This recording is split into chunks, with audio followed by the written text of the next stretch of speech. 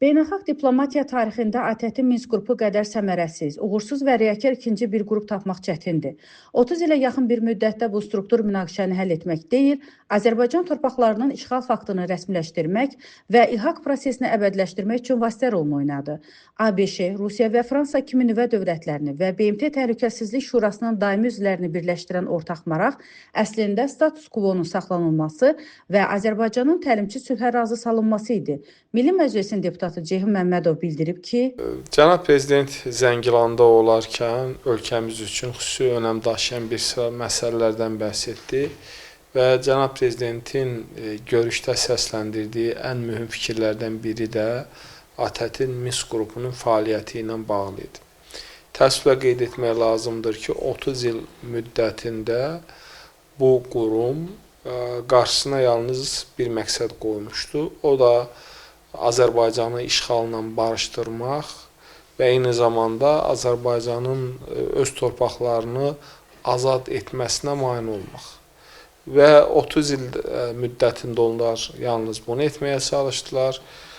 Ancaq Azərbaycan artıq anladı ki, ATƏT-in Minsk qrupu bu prosesə heç bir töhfə verməyəcək və ona görə də ilk gündən, yəni torpaqlar azad olunduğu gündən etibarən Cənab Prezident davamlı olaraq bu məsələni qaldırırdı.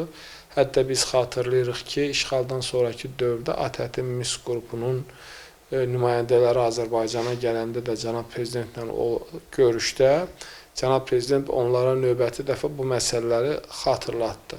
Yəni bu qurum artıq zamanı keçibdir və bu qurumun artıq bugün fəaliyyət göstərməyinə heç bir ehtiyac yoxdur və bu qurum tarixdə yalnız öz üzərinə düşən missiyanı yerinə yetirməyən bir qurum kimi xarakterizə olunacaq və Azərbaycan xalqının da yaddaşında belə qalacaq. İndi biz bugün Fransanın yenidən ciddi cəhdlə bölgəmizdəki proseslərə müdaxilə etdiyini görürük. O vaxt bu ölkələrdən biri də Fransa idi. O dövrdə bu istiqamətdə heç bir iş görməyən Fransa bugün bölgəmizdə yenidən münaqişənin alovlanmasına çalışır.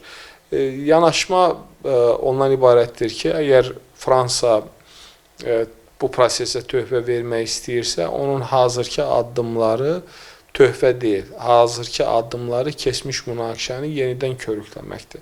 Ona görə də əgər bugün bu prosesə töhfə verə bilmirlərsə, ən azından bölgəmizə sülhün gəlməsinə mane olmasınlar. Azərbaycan yeni bir reallıq yaradıb və bu yeni reallığın dəyişdirilməsi artıq qeyri-mümkündür.